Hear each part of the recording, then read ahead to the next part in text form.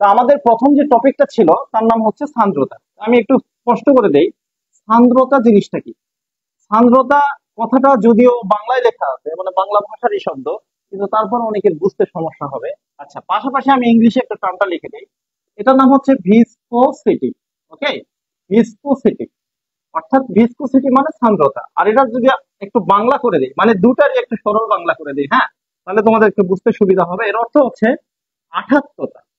আঠাত্মতা, আঠাত্মতা। ওকে, আরো একটু ভালো করে যদি বুঝে দেই, তাহলে এটা হচ্ছে আঠালো অবস্থা, পদার্থের আঠালো অবস্থা।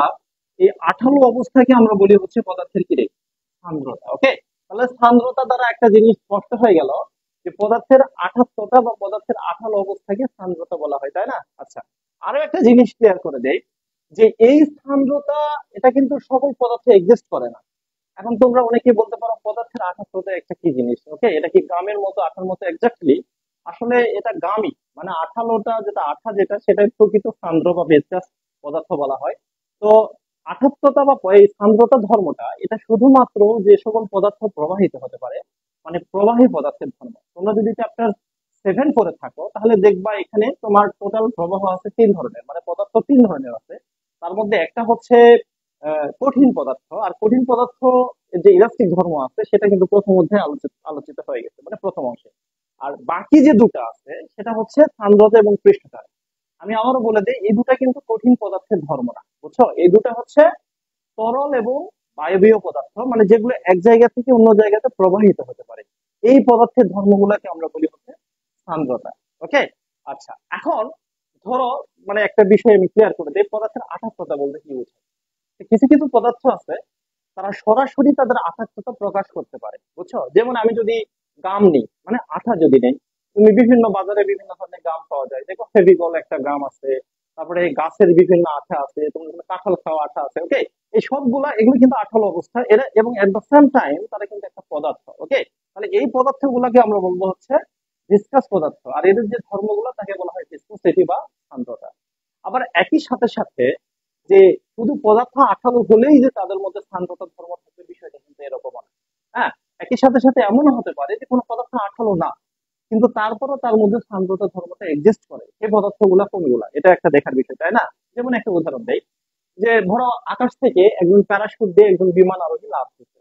ওকে, তখন এই বাতাসের মধ্যে দিয়ে যাওয়ার সময় বাতাসের সাথে কিন্তু তার একটা ঘর্ষণ বল তৈরি হয়ে যাচ্ছে, যার কারণে দেখা গেছে যে বিমান আরোহী যত সহজে নিচের দিকে লাফ দেওয়ার কথা বা পড়ে যাওয়ার কথা তা কিন্তু তারা পারে না।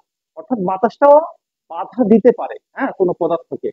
এই যে বাতাসের যে বাধা দেওয়ার ধর্ম, এটাও কিন্তু একটা সান্দ্রতা। ওকে, আমরা যখন পানিতে সাঁতার কাটি, পানিতে সাঁতার কাটা সহজ হয় না, পানিতে আমাদেরকে বাধা দিতে চাই, তাহলে এটা হচ্ছে পানির সান্দ্রতা ধর্ম। অ্যাকচুয়ালি একটা জিনিস স্পষ্ট বোঝা গেল যে এক ধরনের বাধাদানকারী ধর্ম যেটা তরল বা কঠিন পদার্থে শুধুমাত্র থাকে, সরি, তরল বা বায়বীয় পদার্থে শুধুমাত্র থাকে, এই ধর্মগুলাকে মূলত সান্দ্রতা বলা হয়। আর এটা নিয়ে বিভিন্ন ধরনের পড়াশোনা আছে, আমরা এই পড়াশোনাগুলো আস্তে আস্তে দেখবো, ঠিক আছে কিনা? আচ্ছা, একটা জিনিস তো স্পষ্ট হয়ে গেল, যে সান্দ্রতা বা ভিসকোসিটি বলতে বোঝায় পদার্থের আঠালো ধর্ম বা আঠাত্মতা। ওকে, এটুকুতে তো কারো কোনো সমস্যা হওয়ার কথা না, ঠিক আছে কিনা? আচ্ছা, এইটুকু যদি বোঝা যায় তাহলে আমাদেরকে এখন স্টেপ বাই স্টেপ এই সান্দ্রতা টপিকটা শুরু করার আগে আরো তিন চারটা মৌলিক যে বিষয় আছে সেই জিনিসগুলো জানতে হবে, ঠিক আছে কিনা? সেই জিনিসগুলো নিয়ে একটু কথা বলতে চাই, চলো এটা মুছে দিই, হ্যাঁ।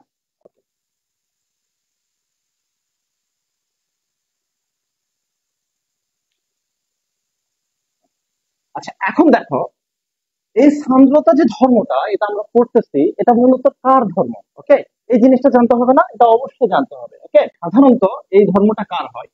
এটা হচ্ছে প্রবাহী পদার্থের ধর্ম হয়। কেমন?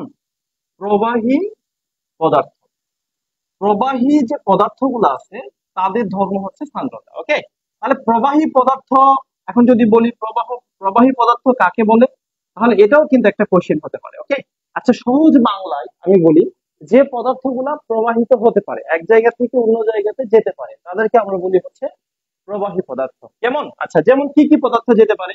এই প্রবাহী পদার্থ এটা আবার দুই প্রকার হতে পারে। আমার কথা বুঝছো? একটা হচ্ছে তরল, একটা হচ্ছে তরল পদার্থ, আর একটা হচ্ছে গ্যাসীয় বা বায়বীয় পদার্থ। বায়বীয় অথবা গ্যাসীয় পদার্থ। দেখো এখন একদম কিন্তু এখন ক্লিয়ার হয়ে যাওয়ার কথা যে তরল যে পদার্থগুলো আছে, এই তরল পদার্থ এবং বায়বীয় পদার্থগুলো আছে, তারাও কিন্তু এক জায়গা থেকে অন্য জায়গাতে যেতে পারে। হ্যাঁ, তরল পদার্থ যেগুলো আছে, যেমন এরকম পানি মনে করে এরকম ফ্লো করতে পারে। বাতাস যেগুলো আছে সেগুলো ঝড়ের সময় কি করে, এরকম ফ্লো করে বা সবসময় প্রবাহিত হতে পারে। তার মানে বোঝা গেল এই প্রবাহী যে পদার্থগুলো আছে তারা দুই প্রকার হতে পারে, একটা তরল এবং বায়বীয়।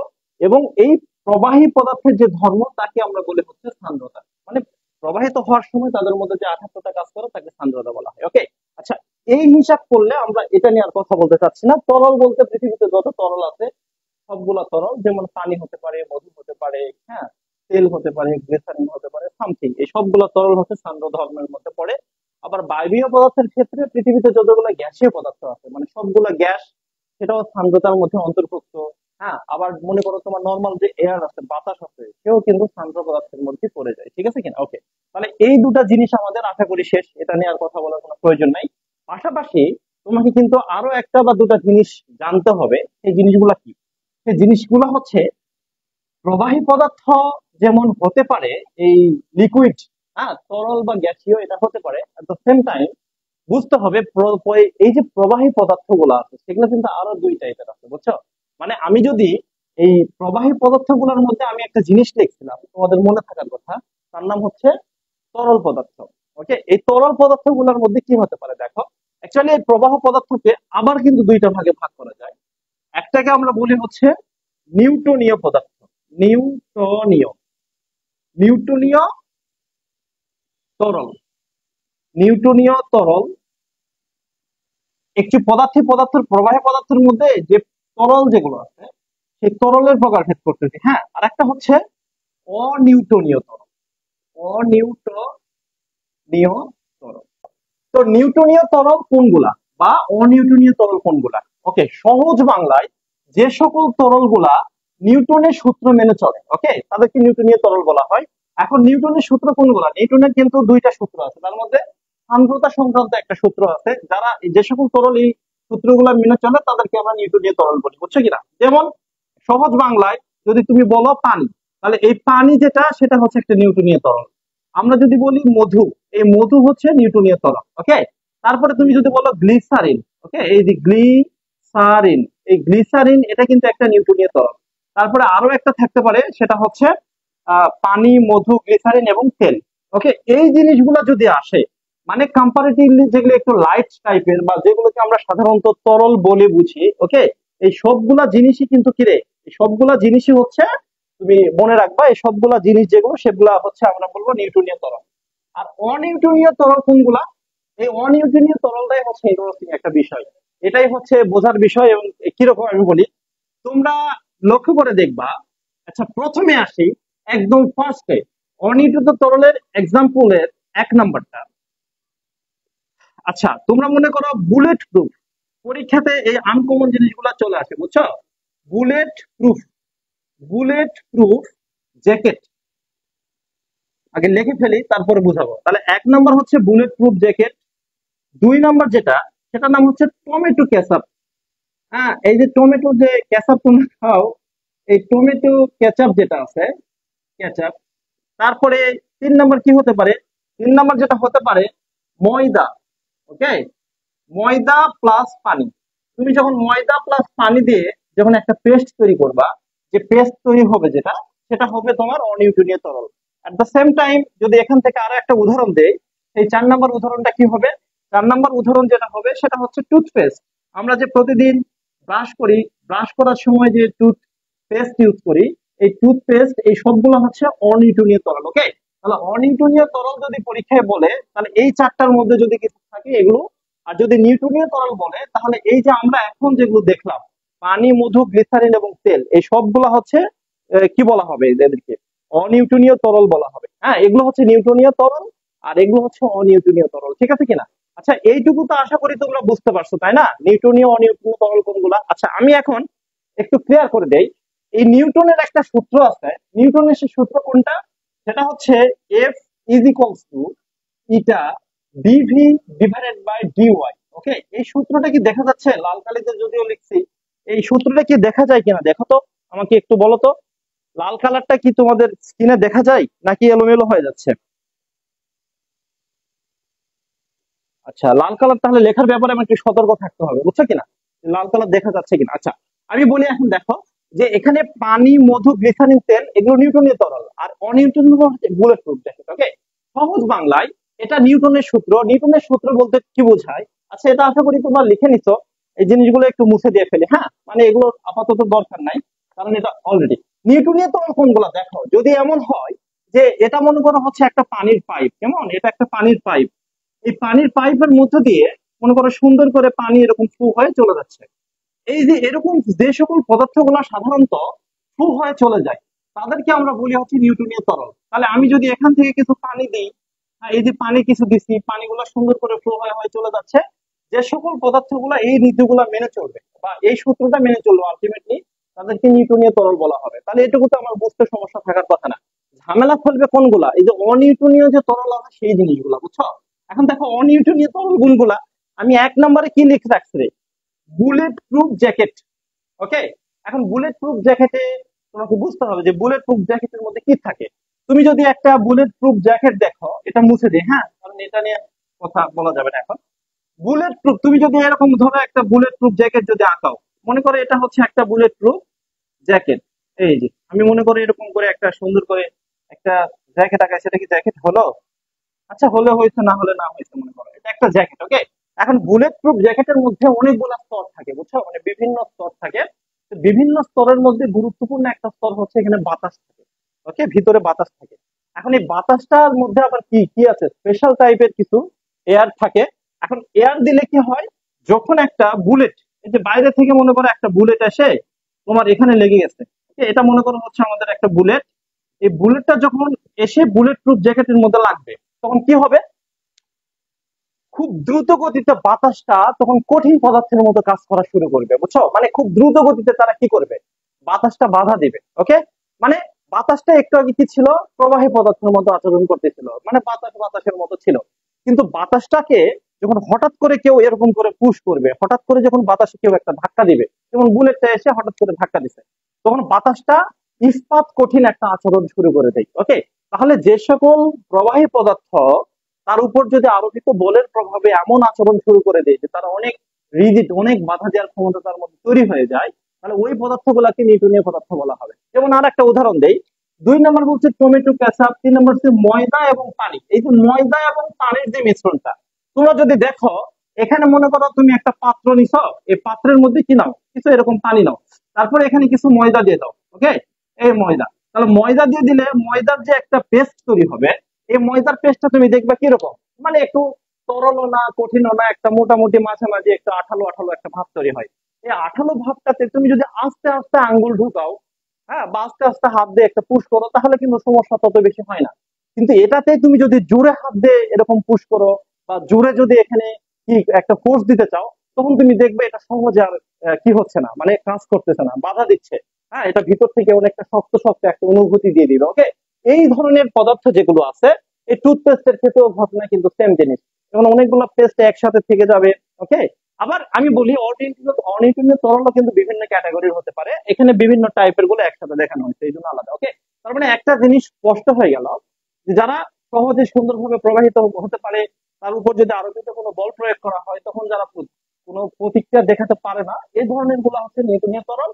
আর যে সকল প্রবাহী পদার্থ গুলার উপর আরোপিত বলের প্রভাব পড়লে তারা প্রতিক্রিয়া দেখাতে পারে, কঠিনের মতো আচরণ করা শুরু করে, সেই সকল পদার্থগুলো তাদেরকে বলা হবে অনিউটনীয় তরল। ওকে, তাহলে এইটুকু তো আপাতত তোমাদের বুঝতে কোনো সমস্যা থাকার কথা না। ওকে, আচ্ছা, এইটুকু আশা করি বুঝতে পারছো। বুঝতে পারলে আমরা এই টপিক আর পড়াবো না, আমরা একটু পরবর্তী টপিকের দিকে যেতে চাই, ঠিক আছে কিনা? আচ্ছা, এইটা মনে করো হচ্ছে আমাদের প্রবাহী পদার্থ, যে কোনো প্রবাহী পদার্থ হতে পারে, কোনো সমস্যা নাই। হ্যাঁ, এগুলো মনে করো একটা নিউটনীয় প্রবাহী যেগুলো আছে, পানির প্রবাহ। এখন এই প্রবাহী পদার্থ গুলোর মধ্যেও কি থাকে, এখানেও কিন্তু কিছু প্রকারভেদ থাকে, প্রবাহী পদার্থের গুলোর মধ্যে কিছু প্রকারভেদ থাকে। সেই প্রকারভেদ গুলা কি কি আমি বলি। তো অনেক ধরনের প্রকারভেদ থাকে, সাধারণত আমি এখানে দুইটা প্রকারভেদ বলতেছি। একটাকে আমরা বলবো হচ্ছে শান্ত, আচ্ছা, প্রবাহী, প্রবাহী। ওকে, শুধু প্রবাহী পদার্থ বলবো না, প্রবাহীর আমি লিখলাম হচ্ছে প্রবাহ। প্রবাহীর প্রবাহ যেটা, এটাকে দুই প্রকার লিখে দিই তাহলে সুবিধা হবে। ওকে, এটা তরল বা গ্যাস যেটাই হোক, ওইটা কোনো সমস্যা না। প্রবাহী প্রবাহ সম্বন্ধে ধারণা থাকতে হবে। এটা হচ্ছে দুই প্রকার, একটাকে আমরা বলি হচ্ছে শান্ত প্রবাহ, একটা বলি শান্ত প্রবাহ, আর একটাকে বলা হবে বিক্ষিপ্ত প্রবাহ, বুঝছো? বিক্ষিপ্ত প্রবাহ। এই বিক্ষিপ্ত প্রবাহ, শান্ত প্রবাহকে ইংলিশে বলা হয় streamline motion, STREM, streamline motion. Okay, streamline motion. আর বিক্ষিপ্ত প্রবাহ যেটা, তাকে আমরা বলবো হচ্ছে টার্বুলেন্ট লাইন মোশন। টার্বুলেন্ট বানান তো বলে গেলাম মনে হয়, দেখি একটা turbulent line, turbulent line motion, line motion. Okay, এটা হচ্ছে বিক্ষিপ্ত প্রবাহ একটা, আর একটা হচ্ছে কি রে, শান্ত প্রবাহ। এই প্রবাহের প্রবাহ সম্বন্ধে নলেজ থাকাটা অতি জরুরি, নাহলে পরবর্তী যে ইকুয়েশন গুলো আসতেছে এগুলো তোমরা বুঝবে না। আচ্ছা, শান্ত প্রবাহ আমি একটু বলি, বা কোনো কোনো বইয়ে লেখা আছে ধারারেখ প্রবাহ। ওকে, তাহলে ধারারেখ প্রবাহ বা শান্ত প্রবাহ বা স্ট্রিম লাইন মোশন কি রে, একই জিনিস। আর বিক্ষিপ্ত যেটা প্রবাহ সেটা বিক্ষিপ্ত প্রবাহ, এটা নিয়ে কোনো সমস্যা নাই, ঠিক আছে কিনা? আচ্ছা, এখন ধারাবাহিক বা শান্ত প্রবাহ কোনগুলা, এদের কিছু বৈশিষ্ট্য আছে, বুঝছো? এই বৈশিষ্ট্যগুলা যেগুলো আছে, তোমরা যারা মেডিকেলে পরীক্ষা দিচ্ছ, এই 100% ইম্পর্টেন্ট, 100% বললে ভুল হবে, 500% ইম্পর্টেন্ট, বুঝছো? যে এই শান্ত প্রবাহ কাকে বলে, শান্ত প্রবাহের যে বৈশিষ্ট্যগুলো বা ভার্সিটিতে যারা পরীক্ষা দিবা, এখানকার বৈশিষ্ট্যগুলো একটু বই থেকে পড়ে নিবা, বুঝতে পারবা, সমস্যা নাই। এবং বিক্ষিপ্ত প্রবাহ কাকে বলে, বিক্ষিপ্ত প্রবাহের যে গুরুত্বপূর্ণ বৈশিষ্ট্যগুলো আছে, বুঝছো? এই বৈশিষ্ট্যগুলো কি করবা, সুন্দর করে বই থেকে পড়ে নিবা। বইয়ে আমি বলছি যত ধরনের বৈশিষ্ট্য আছে, সব ধরনের বৈশিষ্ট্য তোমাদের কি করতে হবে, পড়তে হবে, ঠিক আছে কিনা? আচ্ছা, তাহলে ধারারেখ প্রবাহ বা শান্ত প্রবাহ কাকে বলা হয়? শান্ত প্রবাহ হচ্ছে এ ধরনের, যে মনে করো যে এটা এটা হচ্ছে, আচ্ছা পড়ে যাচ্ছে আবার। ওকে, এটা মনে করো হচ্ছে একটা পানির পাইপ। ওকে, এটা মনে করো একটা পানির পাইপ, এটা একটা পানির পাইপ। এখন এই পানির পাইপ দিয়ে পানিগুলো মনে করো প্রবাহিত হয়ে যাচ্ছে। এখন পানি প্রবাহিত হয়ে যাওয়ার সময় তারা যদি সুন্দরভাবে প্রবাহিত হয়ে যায়, খুবই স্মুথলি যদি প্রবাহিত হয়ে যায়, বুঝছো? একদম স্মুথ যাকে বলা হয়, এই যে খুবই স্মুথ ভাবে যদি প্রবাহিত হয়, এই ধরনের প্রবাহ গুলাকে আমরা বলবো হচ্ছে শান্ত প্রবাহ। এই ধরনের প্রবাহ শান্ত প্রবাহ। আর যদি এমন হয় যে এটা মনে করো একটা পানির পাইপ আছে, এখন এই পানির পাইপের মধ্যে দিয়ে পানি প্রবাহিত হওয়ার সময় এরকম এলোমেলো ভাবে প্রবাহিত হচ্ছে ঢেউয়ের মতো। ওকে, তাহলে এই ধরনের যে প্রবাহ গুলো থাকবে তাদেরকে আমরা বলবো বিক্ষিপ্ত প্রবাহ। ওকে, তাহলে একটা দেখলাম শান্ত প্রবাহ, আর একটা দেখলাম বিক্ষিপ্ত প্রবাহ। এখন শান্ত প্রবাহের ক্ষেত্রে যে দুটো বৈশিষ্ট্য ভর্তি পরীক্ষায় সবচাইতে বেশি আসে এখন পর্যন্ত, সেই দুইটা বৈশিষ্ট্য আমি বলে দেই। আর বিক্ষিপ্ত প্রবাহের বৈশিষ্ট্যের ক্ষেত্রে শুধু একটা পরীক্ষা আসে বলে দেয়, আর বাকি 4-5টা বৈশিষ্ট্য তোমরা বাসা থেকে নিজের থেকে পড়ে নিও, বুঝছো কিনা? ওকে, তো শান্ত প্রবাহের মধ্যে যে বৈশিষ্ট্যগুলো ছিল তার মধ্যে একটা ছিল এখান থেকে, সেটা হচ্ছে এরকম, যে এই যে শান্ত প্রবাহ যখন হয় তখন এই যে একটা পানির স্রোত আর একটা পানির স্রোত এদেরকে কখনো ছেদ করবে না। ওকে, এটা হচ্ছে 1 নম্বর বৈশিষ্ট্য। অর্থাৎ এই যে পানিগুলা যখন গতিশীল হবে তখন এই দুইজন সমান্তরাল ভাবে সুন্দর করে গতিশীল হবে। এমন হতে পারে যে এই নলটা আছে, এই নলটা কি নাই, এই নলটা হচ্ছে তোমার সোজা না, এই নলটা হচ্ছে বাঁকানো। বাঁকানো নল হলেও কোনো সমস্যা নাই, বুঝছো? মানে নলটা মনে করে এদিক দিয়ে এসে বেঁকে এদিকে হয়ে গেছে, নলটা এরকম হয়ে গেছে। তো নলটা যদি এরকম হয় তাহলে তো কিছু করার নাই, কিন্তু এখানেও শান্ত প্রবাহ সম্ভব। এখানে পানিগুলো আসবে, এই এদিকে আসবে, এরকম আসবে, এরকম করে বাঁকানো চলে যাবে। 2 নম্বর যে লেয়ারটা আসবে সেও এরকম করে সুন্দর করে এরকম বেঁকেই চলে যাবে। ওকে, তার মানে বাঁকানো নল সোজা হতে পারে, কোনো সমস্যা নাই, কিন্তু পানির প্রবাহ যদি স্মুথ থাকে তাহলে এ ধরনের প্রবাহ গুলো হবে শান্ত প্রবাহ। তাহলে এটা 1 নম্বর বৈশিষ্ট্য। আর আর 2 নম্বর বৈশিষ্ট্য হচ্ছে এই তরল যতক্ষণ পর্যন্ত প্রবাহিত হবে, প্রবাহের যে বেগ থাকবে, পানির যে বেগ, ধরো 5 মিটার পার সেকেন্ড, এই বেগের মানটা বাড়বেও না কমবেও না। তার মানে বেগটা কি থাকবে, সমান থাকবে, সমান ভাবে স্মুথ ভাবে গতিশীল হবে। ওকে, আর 2 নম্বর হচ্ছে একটা স্তর আর একটা স্তরকে ইন্টারফেয়ার করবে না, এরকম একটার সাথে একটা লেগে যাবে না। ওকে, তাহলে দুইটা স্তর সমান ভাবে যাবে। আর 2 নম্বর যেটা ঘটনা ঘটবে, পানির স্পিড কি থাকবে, সেম থাকবে। এই দুটা যদি ঘটনা ঘটে এগুলো হচ্ছে শান্ত প্রবাহ। আর যদি একই একই সাথে আমি যদি বলি বিক্ষিপ্ত প্রবাহের কিছু বৈশিষ্ট্য, তার মধ্যে একটা বৈশিষ্ট্য হচ্ছে এরকম, যে এটা যদি আমাদের সেই নলটা হয়, এটার মধ্যে দিয়ে যে পানি যাবে, পানি যাওয়ার সময় এদের মধ্যে এরকম ঢেউ খেলানো লাগতে পারে। আর 2 নম্বর যেটা বৈশিষ্ট্য, পরস্পরকে তারা কি করবে, ছেদ করবে, মানে একাধিক স্তরকে ছেদ করে চলে যাবে। ওকে, এ ধরনের প্রবাহ যদি হয় এদেরকে আমরা বলবো কি রে, বিক্ষিপ্ত প্রবাহ। তাহলে শান্ত আর বিক্ষিপ্ত প্রবাহ আশা করি তোমাদের বুঝতে কি এখন আর সমস্যা হওয়ার কথা না। ওকে, আচ্ছা, এই দুটো যদি শেষ হয়ে যায় তাহলে আমরা এই জিনিসগুলো নিয়ে আপাতত আর কোনো কথা বলতেছি না, ঠিক আছে কিনা? আচ্ছা, এখন আসো, এই শান্ত আর বিক্ষিপ্ত প্রবাহ আমরা দেখছি, প্রবাহ দুই ধরনের, এই জিনিসটা আমরা দেখে ফেলছি। এখন একটু মৌলিক জিনিসগুলোতে চলে আসি, বুঝছো? যে এই যে সান্দ্রতা এতক্ষণ ধরে পড়লাম, ওকে, এই সান্দ্রতা অ্যাকচুয়ালি কিভাবে এক্সিস্ট করে বা কিভাবে কাজ করে, এই জিনিসগুলো একটু দেখতে চাই। তারপর এখান থেকে কিছু সূত্র দেখলে আরো কিছু ডাটা টাটা পাওয়া যাবে, ওকে। আচ্ছা, তার আগে আমি আরেকটা ধারণা দিয়ে নিই। সেটা হচ্ছে, মনে করো যে এইটা হচ্ছে একটা নদী, ওকে, এটা হচ্ছে একটা নদী। এখন এই নদী, এরকম ধরো বিশাল বড় একটা নদী আমি নিচ্ছি, এটা একটা নদী, ওকে। এখন দেখো এই নদীতে পানি প্রবাহিত হচ্ছে, তাহলে ভেলোসিটি অফ ওয়াটার কত? আমি ধরে নিলাম 5 কিলোমিটার পার আওয়ার। এই নদীতে পানি প্রবাহিত হচ্ছে 5 কিলোমিটার পার আওয়ার বেগে, তাহলে এখানে কোনো সমস্যা হচ্ছে না। দুই নম্বর যেটা বিষয় হচ্ছে, এই যে উপরের স্তর যেটা দেখতেছো না তুমি, হ্যাঁ, এই যে নদীর, এটা মনে করো গভীরতা, আমি ধরে নিলাম নদীর গভীরতা 500 মিটার। হ্যাঁ, 500 মিটার গভীর একটা নদী। আর এটা হচ্ছে উপরের স্তর, আর এটা হচ্ছে কি রে, নিচের স্তর। এটা হচ্ছে নদীর তলদেশ, এটা নদীর মনে করো তলদেশ, আর এটা হচ্ছে উপরের স্তর। এখন কি হচ্ছে ঘটনাটা চিন্তা করো, উপরের স্তর যেটা, সেখানে পানির বেগ মনে করো এটা 5 কিলোমিটার পার আওয়ার। এখন যত নিচের দিকে নামতে থাকবে, গভীরতা যত নিচের দিকে নামতে থাকবে, তখন কি হবে, পানির বেগ কমতে থাকবে, বুঝছো? তার মানে তুমি যদি একটু নিচে যাও, এই যে নিচে যাও, তুমি যদি আর একটু নিচে যাও, হ্যাঁ, আর একটু নিচে যাও, আর একটু নিচে, আর একটু নিচে, এবং একদম লাস্ট পয়েন্ট এটা। এখন দেখো এই তলদেশটা আছে না, তলদেশ কিন্তু কঠিন পদার্থ, আমার কথা বুঝছো? তলদেশ কিন্তু কঠিন। কঠিন মানে কি, এখানে আছে মাটি। তো এখন এই মাটির সাথে যে তলটা আছে, সেখানে পানির বেগ কিন্তু শূন্যতে নেমে আসবে, বুঝছো? 0 কিলোমিটার পার, মনে করো কি, আওয়ার হয়ে যাবে। আর উপরেরটার মনে করো ভেলোসিটি কি, বেশি, আর নিচেরটার ভেলোসিটি কিন্তু ক্রমাগত কমতে থাকবে। এখন এই যে ভেলোসিটির যে মানটা কমে যাচ্ছে, এই যে এখান থেকে ভেলোসিটিটা কমতে কমতে তলদেশে এসে একবারে শূন্য হয়ে গেছে।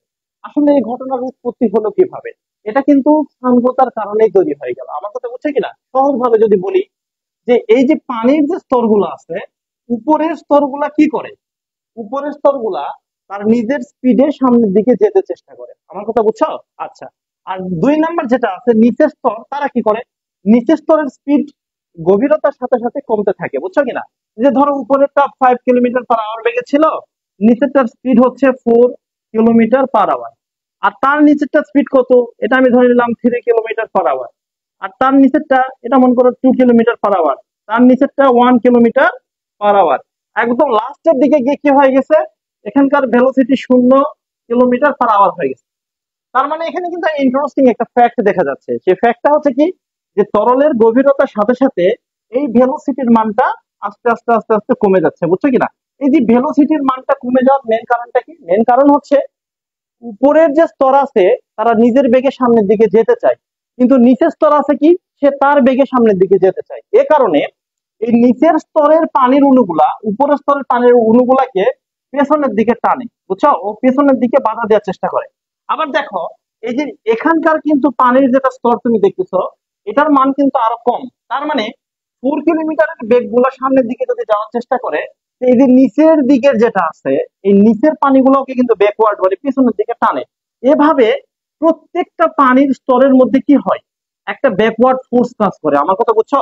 এই ব্যাকওয়ার্ড ফোর্স কাজ করার কারণে আস্তে আস্তে কিন্তু পানির মানটা, মানে তলের বিভিন্ন স্তরের বেগের মানটা কমে যায়। এবং কি হয়, এখানে একটা জড়তা ধর্ম কাজ করে।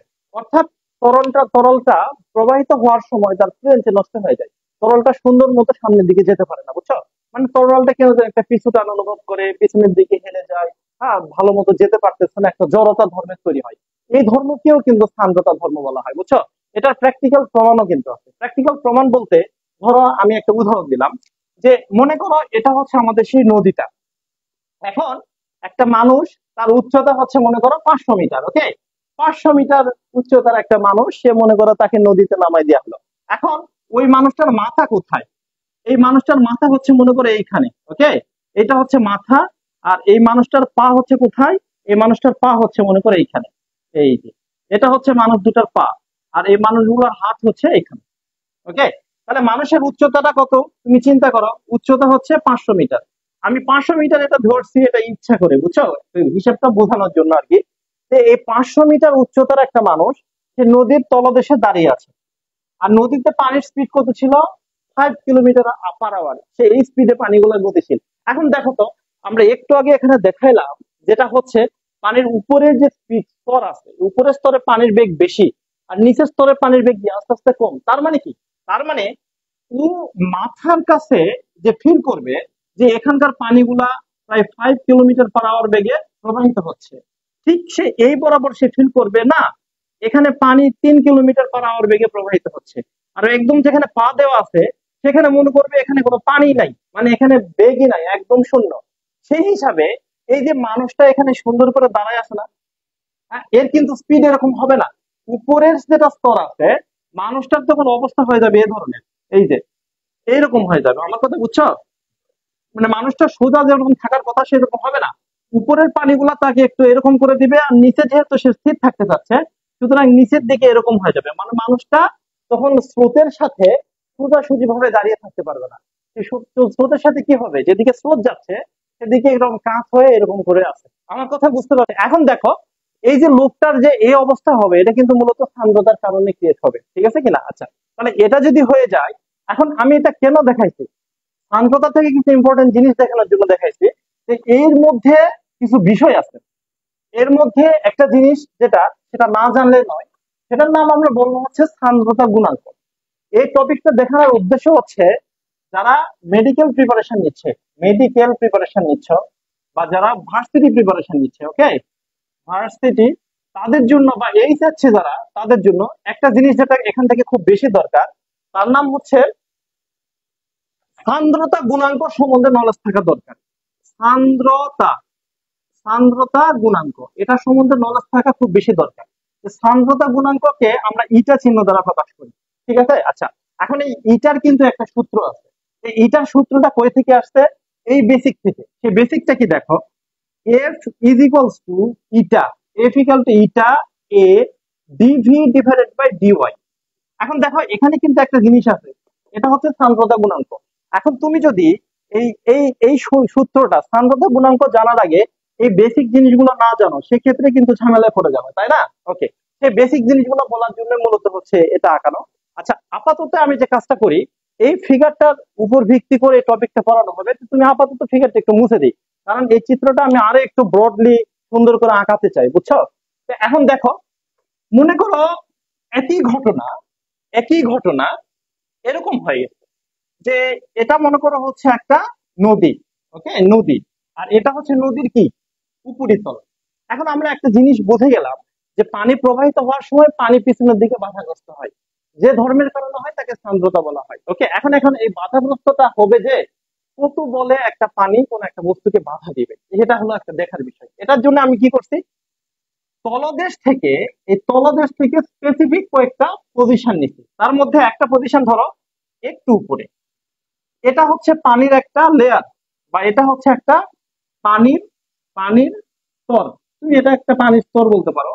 আর এই উপরে যেটা দেখতেছো সেটা হচ্ছে আরো একটা পানির স্তর, তুমি কল্পনা, হ্যাঁ, এটা হচ্ছে পানির পানির আরো একটা স্তর। তাহলে এই স্তরের নাম দাও এ বি, আর এই স্তরের নাম দাও সি বি। তাহলে আমি দেখলাম এখানে পানির দুটো স্তর আলোচনা করছি। আচ্ছা, পানির দুটো স্তর খেলে আলোচনা করলে হবে না, এখানে কিন্তু আরো একটা বিষয় আছে।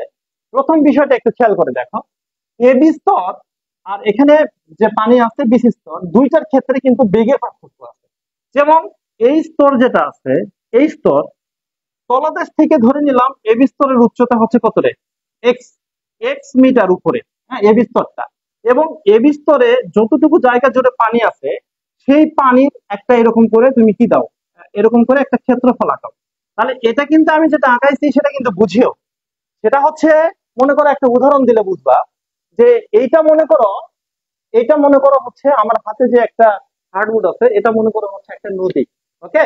তাহলে এই নদীটা ধরো এদিক থেকে পানি প্রবাহিত হয় এদিকে চলে যাচ্ছে, ঠিক আছে কিনা? এই দিক থেকে পানি প্রবাহিত হয় এদিকে চলে যাচ্ছে। তাহলে এই যে নদীর যে একটা ক্ষেত্রফল আছে, নদী কতখানি প্রস্থ তার একটা ক্ষেত্রফল আছে না? অবশ্যই ক্ষেত্রফল আছে। তো এই ক্ষেত্রফলটা আমি মনে করে আঁকাইছি এইখানে, এই বোর্ডের এইখানে ক্ষেত্রফলটা আঁকাইছি। এই ক্ষেত্রফলের মধ্য দিয়ে পানিগুলো সামনের দিকে প্রবাহিত হচ্ছে, ঠিক আছে কিনা? আচ্ছা, এই সেম ক্ষেত্রফল কি উপরে নাই? উপরেও কিন্তু এই ক্ষেত্রফলটা আছে। আচ্ছা, উপরে যদি ক্ষেত্রফল থাকে তাহলে সেম ভাবে তুমি আর একটা পানির স্তর আঁকাই ফেলো, বুঝছো? এটা হচ্ছে আমাদের 2 নাম্বার পানির স্তর। এই 2 নাম্বার পানির স্তরেও কিন্তু একটা ক্ষেত্রফল আছে, এই ক্ষেত্রফলটা আমি এখানে দিলাম। তাহলে এই 2 নাম্বার স্তরের ক্ষেত্রফলটা হচ্ছে এখানে। এখন দেখো, ক্ষেত্রফল দুটা সেম সেম থাকলেও এখানে সমস্যা হচ্ছে পানির বেগের সমস্যা আছে। যেমন নিচের যে স্তর দেখতেছ, এইখানে কিন্তু বেগের মান কম, এখানে বেগের মানটা কম। আর উপরের যে স্তর দেখতেছ, উপরের স্তরে কিন্তু বেগ বেশি। ওকে, উপরের স্তরে হচ্ছে বেগ বেশি আর নিচের স্তরে বেগ কি কম। আচ্ছা, এখানে উচ্চতা কত আমি বলছি, এই উচ্চতা হচ্ছে এক্স মিটার। আচ্ছা, এখন যদি আমি উপরের স্তরের উচ্চতা চিন্তা করি, ওকে, তাহলে উপরের স্তরের উচ্চতা তো অবশ্যই এক্স না, ওখানে কি আছে, অবশ্যই ভিন্নতা আছে। এটার নাম যদি x1 হয়, তাহলে এখানকার উচ্চতা যেটা মাটি থেকে, এটার উচ্চতা কত রে, x2। আচ্ছা, আর একটা কথা বলি, নিচের স্তরের বেগ, তুমি নিচের স্তরের বেগকে ধরো v1, মানে এখানে v1 বেগে এইখানে যে পানি যেগুলো আছে এই ক্ষেত্রফলের মধ্যে দিয়ে v1 বেগে পানিগুলো সামনের দিকে যাচ্ছে। তাহলে উপরের স্তরের বেগটা কত হবে, উপরের স্তরের বেগ এটা কখনোই আর আগের মতো কম হবে না, এটা হবে v2। এবং আমি আগে বলছিলাম যে যত উপরে উঠবে পানিগুলো একটু বেশি স্পিডে সামনের দিকে যাওয়া শুরু করবে। ওকে, সেটা হচ্ছে v2। আচ্ছা, এখন এই যে দুই স্তরের মাঝখানে যে গ্যাপ, এই গ্যাপটাকে, দূরত্বের যে গ্যাপ তাকে তুমি লিখবা ডিএক্স। আর এই যে দুই স্তরের মাঝখানে যে ভেলোসিটির গ্যাপ আছে, আমি আগে বললাম যে ভি2 ইজ গ্রেটার দেন ভি1। মানে দুইটার মধ্যে ভেলোসিটির যে পার্থক্য আছে, বেগের পার্থক্য আছে, সেই বেগের পার্থক্যটা কত হবে, সেই বেগের পার্থক্যটা ভি2, ভি2 is equals two V1 plus তুমি এখানে দিবা ডিভি। ওকে, মানে ধরে নিলাম এই ডিভি হচ্ছে একটা সংখ্যা, যে সংখ্যা কম বেশি হচ্ছে দুইটার বেগের পার্থক্য, এখানকার বেগ ভি1, এখানকার বেগ হচ্ছে ভি2। আর এই ভি1 এমন একটা সংখ্যা, তার সাথে ডিভি পরিমাণ বেগ যদি তুমি যোগ করো তাহলে কি পাওয়া যাবে, এটা মনে করো এটার বেগ হচ্ছে 5 কিলোমিটার পার আওয়ার, আর এটার বেগ হচ্ছে 8 কিলোমিটার পার আওয়ার। তাহলে ডিভির মান কত হলো, ডিভির মান যেটা হবে 3 কিলোমিটার পার আওয়ার। অর্থাৎ বেগের এই পার্থক্যটা আছে, ঠিক আছে কিনা? আচ্ছা, এখন আসো, x1 তো আমরা দেখছি, তাহলে এইটুকু উচ্চতা কত, dx। ওকে, তাহলে dx উচ্চতার ভিন্নতার কারণে বেগের একটা ভিন্নতা হচ্ছে। এই এই যে, আচ্ছা, এখানে আর একটা কথা না বললেই নয়, আমরা এতদিন পর্যন্ত এই নিউটনিয়ান পদার্থবিজ্ঞানে যেটা আমরা পড়ছি, ওকে, যে ত্বরণের সাথে বেগের সম্পর্ক পড়ছি, সময়ের সাথে বেগের সম্পর্ক পড়ছি, সেখানে কিন্তু বেগের পরিবর্তন যেটা দেখছিলাম সেটা হচ্ছে টাইমের সাথে সাথে বেগের পরিবর্তন, ঠিক আছে কিনা, সময়ের সাথে সাথে বেগের পরিবর্তন। এখন যেটা দেখতেছি সেটা কিন্তু সময়ের সাথে সাথে না, সেটা হচ্ছে দূরত্বের সাথে সাথে বেগের পরিবর্তন, বুঝছো? মানে উচ্চতার যদি পার্থক্য থাকে, তাহলে দুই স্তরের বেগের মধ্যে কি হয়, একটা পার্থক্য তৈরি হয়।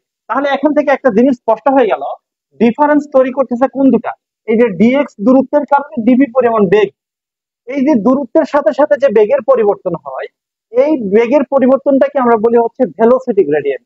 আমার কথা কি বুঝতে পারছো? মানে বিষয়টা এ ধরনের যে, আচ্ছা আমি ডিওয়াই লিখে যাচ্ছি, সমস্যা নাই, এটা ডিওয়াই লেখা যায়।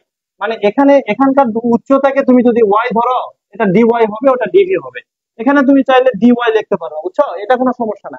এখন এই ডিওয়াই জিনিসটা মূলত কি জিনিস, এই ডিওয়াই জিনিসটা হচ্ছে যে উচ্চতার সাথে সাথে তোমার কিসের পরিবর্তন, হ্যাঁ, বেগের পরিবর্তন। ওকে, মানে ডিওয়াই উচ্চতার জন্য বেগের পরিবর্তন কত, ডিভি। তাহলে একক উচ্চতার জন্য বেগের পরিবর্তন কত, ডিভি ডিভাইডেড বাই ডিওয়াই। এই যে ডিভি বাই ডিওয়াই, এটাকে আমরা বলি হচ্ছে বেগের নদীমাত্রা। উচ্চতার সাথে সাথে বেগের যে পরিবর্তন হয় তাকে বেগের নদীমাত্রা বলা হয়।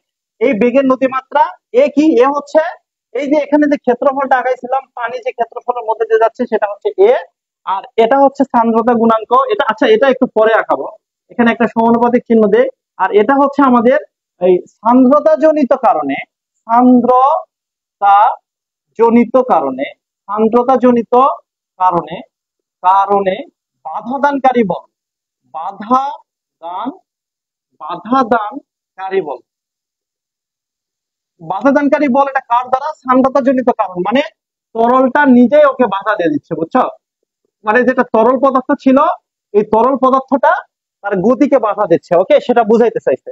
আর এখানে ডিভি কি জিনিস আমি একটু আগে বললাম, ডি হচ্ছে উচ্চতার ব্যবধান, দুই স্তরের মধ্যে উচ্চতার ব্যবধান যেটা, সেটাকে আমরা বলি হচ্ছে ডিওয়াই। আর এই ডিভি জিনিসটা কি, দুই স্তরের মধ্যে বেগের ব্যবধান। ওকে, ডিভি। এখন এখানে নিউটন কি বললো, আচ্ছা, ওই যে নিউটনীয় তরল অনিউটনীয় তরল যেটা আসছে না, সেটা আসছে এখান থেকে। নিউটন বলল যে যখন এরকম করে তরল প্রবাহিত হবে এক জায়গা থেকে অন্য জায়গার মধ্যে দিয়ে, তখন এই নিচের স্তরটা উপরের স্তরকে বাধা দেবে। এই বাধা দানকারী বিষয়টা, বলটা কি কি বিষয়ের উপর নির্ভর করে? প্রথম যেটা নির্ভর করে তার ক্ষেত্রফলের উপরে। ক্ষেত্রফল কোনটা? এই উপরের স্তরটা, যে তলটা বাধা পাবে নিচের স্তর কর্তৃক, সেই উপরের স্তরের যে ক্ষেত্রফলটা আছে, এই ক্ষেত্রফলের মানটা যত বেশি হবে, এখন ততখানি বেশি বাধা পাবে, বুঝছো? তরলটা গতিশীল হতে পারবে না, আটকে যাবে। আবার at the same time DV by DY, okay, এই ডিভি বাই ডিওয়াই এর মান, অর্থাৎ উচ্চতার সাথে সাথে বেগের মানটা, বাধাদানকারী বেগের যে মানটা আছে, এই মানটা এটার ভাগ করলে যে মানটা পাওয়া যাবে, সেই মানটা, এটা যদি বেশি হয়ে যায় তাহলে বাধা পাবে বেশি, আর যদি এটা কম হয় তাহলে বাধা পাবে কি কম। তার মানে এখানে আরো একটা জিনিস কিন্তু স্পষ্ট বোঝা গেল, যে দেখো, যদি ওয়াই মানে ডিওয়াই মানে উচ্চতা যেটা আছে, উচ্চতার ব্যবধান যদি বেশি হয়, তাহলে বেশি উচ্চতার যদি ব্যবধান হয় তাহলে কি তৈরি হবে? তখন কিন্তু বেগের মানটাও কিন্তু পার্থক্য বেশি দেখা যাবে, বুঝছো? কারণ নিচের স্তরের উচ্চতা ছিল সবচেয়ে, এখানে উচ্চতা আর এখানকার উচ্চতা, এই যে দেখো, এখানে বেগের মানটা আমি 0 বলছিলাম আর এখানে 5 বলছিলাম। তার মানে উচ্চতার পার্থক্য যত বেশি হবে তার বেগের পার্থক্য তত বেশি হবে, উচ্চতার পার্থক্য যত কম হবে বেগের পার্থক্য তত কি হবে? কম হবে। ওকে, যাই হোক, যেটাই হোক, এই মানটা আর এই মানটার সাথে একটা সমানুপাতিক সম্পর্ক আছে, বুঝছো কিনা? এখান থেকে এখন এই সমানুপাতিক চিহ্নটা যদি উঠাই দিই, তাহলে এখানে একটা ধ্রুবক আসে, সেই ধ্রুবকটাকে আমরা বলবো ইটা, মানে এটাকে বলা হবে সান্দ্রতা গুণাঙ্ক। এখন আমার কথা বোঝা গেছে? এখন এই সান্দ্রতা গুণাঙ্ক, এটা তোমার পরীক্ষাতে সবচেয়ে বেশি আসছে। কি কি আসছে দেখো, তুমি যদি এখানে গুণ করে দাও তাহলে কি লেখা যাবে? এফ লেখা যাবে, উপরে ডিওয়াই লেখা যাবে, নিচে ডিভি লেখা যাবে, আর এ এখানে গুণ আকারে ছিল, নিচে একটু ভাগ আকারে চলে আসবে। আসলে যেটা পাওয়া যাবে সেটা হচ্ছে ইটা, বুঝছো? এই জিনিসটা একটু মাথায় রাখো, eta equals to F DY divided by A into DV. তাহলে ইটার কি আসবে? ইটার একটা একক আসবে, ইটার একটা এখান থেকে মাত্রা সমীকরণ পাওয়া যাবে, বুঝছো? সেই জিনিসগুলো কি কি? আচ্ছা, আমি এইটুকু মুছাই দিচ্ছি, বুঝছো? আশা করি এটা বুঝতে পারছো, এটা নিয়ে আর এত কথা বলে লাভ নাই। এই সূত্রটা, এটা যারা বিশ্ববিদ্যালয়ে পরীক্ষা দিচ্ছ তাদের জন্য ধরো 500% ইম্পর্টেন্ট, এখান থেকে পরীক্ষায় কোশ্চেন চলে আসতে পারে, বুঝছো কিনা? কি কি আসতে পারে এটা হলো একটা দেখার বিষয়। তো এর মধ্যে প্রথমে যেটা আসবে, যে ইটা এর মাত্রা কত, ইটা এর মাত্রা কত। আর একটা জিনিস আসতে পারে, যে ইটা যেটা আছে, এই ইটা এর একক কত। ইটা এর মাত্রা এবং একক আমি বলে দিলাম আজকের এই ক্লাসে, ওকে, আবারও বলে দিচ্ছি। 500% বলতে কি বোঝায়? 500% বলতে 500%ই, ঠিক আছে কিনা? মানে এটা পরীক্ষায় আসার মতো একটা কোয়েশ্চেন বলা যায়, বুঝছো? একটু লাল কালিতে লিখে দেই 500%, তাহলে একটু গায়ে লাগবে বেশি, ঠিক আছে? এই 500% লিখে দিলাম লাল কালিতে। হ্যাঁ, তার মানে এই ইটা এর মাত্রা সমীকরণ, ইটা এর যে একক, এই দুটা কিন্তু খুবই গুরুত্বপূর্ণ, বুঝছো? পরীক্ষা আসার মতো শিখতে হবে ভালো করে। আচ্ছা, এখন একটু দেখি। তা আমি প্রথমে বলে দেই, ইটা তুমি যদি লিখো তাহলে এখান থেকে দেখো তো আমরা কি কি পাইছি। এখান থেকে একটু সুন্দর করে এ পাশে লিখি, তাহলে একটু বুঝতে সুবিধা হবে, বুঝছো? এটা হচ্ছে এফ পাইছি, ডিওয়াই পাইছি, সেখানে পাইছি এ ইন্টু কি রে, ডিভি এর মান, ওকে। আচ্ছা, এখন দেখো তো, আমি যদি এফ নেই, প্রথমে বের করবো মাত্রা, তাহলে এফ এর মাত্রা কি? M L T inverse 2। আর ডিওয়াই, ডিওয়াই মানে দূরত্ব, দূরত্বের মাত্রা কি? দূরত্বের মাত্রা হচ্ছে এল। আর এখানে তুমি যদি লেখো এ, এ এর মাত্রা হচ্ছে এল স্কোয়ার। আর ডিভি, ডিভি হচ্ছে বেগ, বেগের মাত্রা হচ্ছে এল টি ইনভার্স কত, 1। এখন তুমি যদি কাটাকাটি করো তাহলে কি কি পাওয়া যায় দেখো তো। এখানে একটা এল ছিল, এখানে একটা এল ছিল, এই দুটো কাটাকাটি গেছে, শেষ। আর এখানে এল স্কয়ার ছিল, এখানে এম উপর কত ছিল, 1 ছিল। তার মানে তুমি যদি, আচ্ছা, এম কে যদি লেখো, এম এর কোনো সমস্যা নাই, এম যা আছে তাই থাকবে। এটা উপরে গেলে এল ইনভার্স 1 হয়ে যাবে। আর এখানে একটা টি ইনভার্স 1 ছিল, এটা উপরে গেলে প্লাস হবে। তার মানে -2 + 3, মানে আবার একটা কি হবে, টি ইনভার্স 1 হবে। তাহলে M L inverse 1 T inverse 1 যেটা, এই পুরাটা হচ্ছে সান্দ্রতা গুণাঙ্কের মাত্রা সমীকরণ। আমার কথা কি বুঝতে পারছো? M L inverse 1 T inverse 1, এটা হচ্ছে সান্দ্রতা গুণাঙ্কের মাত্রা সমীকরণ। এগুলো কিন্তু ভর্তি পরীক্ষা আসার মধ্যে একটা কোয়েশ্চেন, বুঝছো? তাহলে একটা জিনিস আমরা কি অলরেডি বুঝে গেছি বলা যায়, ঠিক আছে কিনা? এখন একটু এককের দিকে চলে আসি, এই সান্দ্রতা গুণাঙ্কের একক। তো তুমি যদি এককের দিকে বিবেচনা করো তাহলে কি কি একক দেখা যেতে পারে বলো তো? যেমন এফ, এফ এর একক কি? নিউটন লেখা যায়। ডিওয়াই এর একক কি? ওয়াই মানে কি? এখানে আমি আগেই বলছি, ওয়াই মানে কিন্তু দূরত্ব ছিল, ওই যে উচ্চতা যেটা ছিল দুই স্তরের মাঝখানে সেটা। তাহলে ডি ওয়াই এর জায়গাতে তুমি একটা মিটার লিখতে পারো, এ, এ মানে হচ্ছে মিটার স্কোয়ার লিখতে পারো। আর ডিভি মানে এম এস ইনভার্স 1 লিখতে পারো। হ্যাঁ, লেখা যায় কি যায় না? অবশ্যই লেখা যায়। আচ্ছা, এখন দেখো, এই এম আর এম, মানে এখান থেকে দুইটা এম ছিল না, একটা এম কেটে দাও, তাহলে কি থাকে? উপরে থাকে নিউটন, আর নিচে নিচে যেটা থাকতো সেটা হচ্ছে দুটা এম এর মধ্যে একটা এম তুমি কেটে দিচ্ছ, মানে আর একটা এম থাকে এখানে, ঠিক আছে কিনা? আচ্ছা, এই একটা এম আর এখানকার একটা এম যেটা, সেই দুটা গুণ করলে কি হবে? Metre square. আর এটা হচ্ছে সেকেন্ড। আচ্ছা, এই সেকেন্ডটা যদি উপরে চলে যায়, তাহলে এই সেকেন্ডটা নর্মাল হয়ে যাবে নিউটন সেকেন্ড। আর এখানে দুটা মিটার স্কোয়ার ছিল, একটা মিটার উপরে উঠে গেলে এম ইনভার্স কি হয়ে যাবে? 2। ওকে, এই newton second per metre square, এই পুরাটা যেটা দেখতেছো সেটা সান্দ্রতা গুণাঙ্কের কি রে? একক। আর কথা কিন্তু এখানেই শেষ হয়ে যায় না, বুঝছো? কথা কিন্তু এখানে শেষ হয় নাই। শেষ কেন হয় নাই? দেখো, একটু আগে আমি একটা কথা বললাম যে এর কিন্তু আরো একটা একক আছে, সেটাকে আমরা বলি হচ্ছে পয়েস। POISE, poise. তাহলে পয়েস কার একক? পয়েস হচ্ছে কিন্তু ইটা যেটা আছে সেই ইটার একক। ও ইটার আর একটা একক আছে, সেই এককের নাম কি? সেই এককের নাম হচ্ছে newton second per metre square. এই যে newton second per metre square আর যে পয়েস আছে, এই দুটা কিন্তু খুবই গুরুত্বপূর্ণ। আমার কথা কি বুঝছো? আবার কিন্তু আরো একটা একক আছে এখান থেকে। ওকে, আচ্ছা, এখন দেখো তো এই পয়েস, পয়েস এর মধ্যে একটা রিলেশন আছে, সেটা হচ্ছে 10 পয়েস সমান সমান 1 newton second per metre square. এই রিলেশনটা মনে রাখবা, বুঝছো? এই রিলেশনটা কিন্তু এই যারা মেডিকেল পরীক্ষা দিবা, মেডিকেল অথবা অ্যাডমিশন ভার্সিটির জন্য যারা দিতে চাও আর কি, তাদের জন্য কিন্তু এটা খুব লাগে, বুঝছো?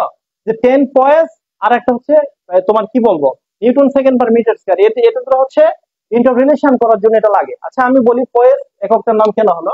আমাদের একজন খুবই বিখ্যাত বিজ্ঞানী আছেন, তার নাম হচ্ছে পয়েজলি। ওকে, পয়েজলি উনি ইকুয়েশন অফ কন্টিনিউটি, মানে তরলের যে বিভিন্ন হিসাব নিকাশ গুলো আছে, উনি এখানে অনেক অবদান রাখেন। ওকে, তার নামের প্রতি সম্মান রেখে একটা ইউনিটের নাম করা হয়েছে পয়েস, ঠিক আছে কিনা? আচ্ছা, তো এই 10 পয়েস আর 1 নিউটন পার সেকেন্ড মিটার কি একই জিনিস? এখন পরীক্ষাতে কিভাবে এখান থেকে কোয়েশ্চেন গুলো করা হয় আমি বলি। তোমাকে পরীক্ষাতে এভাবে বলবে যে, মনে করো তোমাকে বললো যে 15 newton second per metre square is equal to what? What? What poise? POISE, poise. দিয়ে এখানে অপশন দিছে এ, বি, সি এবং ডি। চারটা অপশন দিছে। ওকে, চারটা অপশন দিলে তুমি এখন কি নিবা? ধরো ওখানে দিছে প্রথমে 10 দিছে, পরে 15 দিছে, পরে 150 দিছে, পরে এটা 250 দিছে। আচ্ছা, তোমরা একটু কে কে দেখতেছো আমাকে বলো দেখি, যে এই যে উত্তর যেটা, আমি চারটার মধ্যে একটা তো হবে, তাই না? চারটার মধ্যে তো একটা হবে। এই পয়েস, এই 15 পয়েস কে তুমি যদি এই newton second per metre square কে যদি পয়েসে রূপান্তর করো, তাহলে এটা কত হতে পারে? ঠিক অ্যান্সারটা হবে সি। কেন সি হবে? কারণ এখানে দেখো যে আমাদের 10, আমি কি বলছি এখানে? আমি যেটা বলছি 15 newton second per metre square, তাহলে 1 newton second per metre square যেটা, সেটা সমান যদি 10 পয়েস হয়, 10 পয়েস হয়, তাহলে 15 এর জন্য কত হবে? তাহলে এটা 15 এর জন্য 10 গুণ 15 হবে না? 10 গুণ 15 হলে কত হবে রে? 150 তো হবে, তাই না? 150 হলে কারেক্ট অ্যান্সার কোনটা হয়? সি নাম্বার হচ্ছে কারেক্ট অ্যান্সার। ওকে, এটা হচ্ছে কারেক্ট অ্যান্সার। ওকে, ঠিক আছে। এখানে সাথে সাথে আরো একটা জিনিস বলে নেওয়া ভালো। অ্যাডমিশন টেস্টে এখান এখান পর্যন্ত যে জিনিসগুলো এখন পর্যন্ত বেশি আসছে, তার মধ্যে একটা হচ্ছে যে সান্দ্রতার নির্ভরশীলতা। সান্দ্রতার নির্ভরশীলতা, বুঝছো? নির্ভরশীলতা। ওকে, মানে সান্দ্রতা কি কি বিষয়ের উপর নির্ভর করে, এই জিনিসটা কিন্তু খুব ইম্পর্টেন্ট একটা জিনিস এবং পরীক্ষায় আসার মতো একটা জিনিস। আমি আবারও বলে দিচ্ছি, যারা অ্যাডমিশন স্টুডেন্ট তারা এই 500% গুরুত্ব দিবা, বুঝছো? এই টপিকটাকে, সান্দ্রতা নির্ভরশীলতা, মানে সান্দ্রতা কোন কোন বিষয়ের উপর নির্ভর করে সেটার উপর। ওকে, আমি বলি, প্রথমে বলি, দেখো সান্দ্রতা তো আমি বলছি তরল পদার্থ আর কঠিন ইয়েকে বা বায়ুর জন্য, তাই না? তো এর জন্য এই তরলের ক্ষেত্রে তুমি যদি নির্ভরশীলতা বিবেচনা করো, তাহলে এক ঘটনা ঘটবে। তুমি যদি আবার বায়বীয় পদার্থের জন্য হিসাব করো, তাহলে কিন্তু ঘটনা একটা হবে। বুঝছো কিনা? যে সান্দ্রতা নির্ভরশীলতা আমি একসাথে দুইটা দেখাবো, তো এই জন্য এটা একটু মুছে দিচ্ছি, ঠিক আছে কিনা? এট দ্য সেম টাইম আমি দুইটা দেখাতে চাই। এই দুটার মধ্যে কি কি? তরল আর একটা কি রে? আর একটা হচ্ছে বায়বীয় বা গ্যাসীয়। তরল একটা আর একটা হচ্ছে বায়বীয় বা গ্যাসীয়, ঠিক আছে? আচ্ছা, এখন দেখো তরলের উপর কি কি বিষয় কাজ করে সান্দ্রতার জন্য, আমরা যেহেতু সান্দ্রতা পড়ছি সেই জিনিসটা। প্রথম কথা, 1 নম্বর কথা, যে তাপমাত্রা যদি বাড়ে। আচ্ছা, আর দুটা কথা বলি। তাপমাত্রার প্রভাব, এখানে দুইটা প্রভাব আছে, বুঝছো? আর 2 নাম্বারটা হচ্ছে চাপের প্রভাব। একটা হচ্ছে তাপমাত্রার প্রভাব, আর একটা কিসের প্রভাব? চাপের প্রভাব। তাহলে সান্দ্রতা টপিকটা ছিল কি? সান্দ্রতা নির্ভরশীলতা। এই সান্দ্রতার যে নির্ভরশীলতা, এটা দুইটা বিষয়ের উপর নির্ভর করে। একটা হচ্ছে তরলের ক্ষেত্রে আর বায়বীয় পদার্থের ক্ষেত্রে, একটা হচ্ছে তাপমাত্রার প্রভাব আর একটা চাপের প্রভাব। বায়বীয় পদার্থের ক্ষেত্রে একই ঘটনা, বুঝছো? একটা হচ্ছে তাপমাত্রার প্রভাব এখানেও যেমন আছে, এখানেও কিন্তু 2 নম্বর ক্ষেত্রে কি আছে, এখানেও কিন্তু চাপের প্রভাব আছে। দুইটা কিন্তু একই ঘটনা, বুঝছো কিনা? তা আমি বলি, যদি তরল হয়, তরল মানে তুমি ধরো একটু পানি নিয়ে আমরা কাজ করতে চাই, বুঝছো? পানির ক্ষেত্রে প্রথম কথা দেখো, যদি এরকম হয় যে তাপমাত্রার প্রভাব, তার মানে কি রে, তার মানে যদি তাপমাত্রা বাড়ে, তাপমাত্রা বাড়লে তরলের তরলের সান্দ্রতা, তাপমাত্রা বাড়লে তরলের সান্দ্রতা কমে। এই জিনিসটা তোমাকে মনে রাখতে হবে, বুঝছো কিনা? তাহলে তরল পদার্থের ক্ষেত্রে তাপমাত্রা বাড়লে কি হয়, তার সান্দ্রতা কমে যায়। ওকে। এবং চাপের প্রভাব, চাপের প্রভাব হচ্ছে তরল পদার্থের ক্ষেত্রে, কিন্তু দেখো তরল পদার্থের ক্ষেত্রে সহজ বাংলায় চাপ বাড়ালে, চাপ বাড়ালে সান্দ্রতা বাড়ে, সান্দ্রতা বাড়ে। তাহলে কিন্তু আমরা এখানে গুরুত্বপূর্ণ দুটা এমসিকিউ দেখছি, এগুলো বেশিরভাগই কিসে আছে, এমসিকিউ তে চলে আসতে পারে, বুঝছো? তার মধ্যে একটা হচ্ছে তাপমাত্রার প্রভাব আর একটা চাপের প্রভাব। তরল পদার্থের ক্ষেত্রে আমরা দেখলাম তাপমাত্রা বাড়লে, ওকে, তাপমাত্রা বাড়লে তরলের সান্দ্রতা কি হয়ে যায়, কমে যায়। আর একটা হচ্ছে চাপের পরিমাণ যদি বাড়ে তাহলে তরলের সান্দ্রতা কি হয়, বাড়ে। অ্যাকচুয়ালি ঘটনাটা কি, ঘটনা হচ্ছে তরল পদার্থে যখন তাপ দেওয়া হয় তখন তরলের অণুগুলো দূরে দূরে সরে যায়। তো দূরে দূরে সরে গেলে আন্তঃনালিক আকর্ষণ বল কমে, এদের মধ্যে আঠালো ধর্মটা কমে যায়, এই হিসেবে তরলের সান্দ্রতা কমে যায় বলা যায়। আবার এট দ্য সেম টাইম যদি এটা হয় যে অণুগুলাকে তরল পদার্থে যদি আমি চাপ দিয়ে ফেলি, এরকম করে চাপ দিয়ে ফেলছি, তাহলে চাপ দিলে কি হবে, তরলের অণুগুলো একটু কাছাকাছি চলে আসে। কাছাকাছি যদি চলে আসে তাহলে এখানে কিন্তু সান্দ্রতার মানটা বেড়ে যায় সেই ক্ষেত্রে। ওকে। আবার গ্যাসের ক্ষেত্রে কি হয়, গ্যাসের ক্ষেত্রে ঘটনা কিন্তু উল্টা, বুঝছো?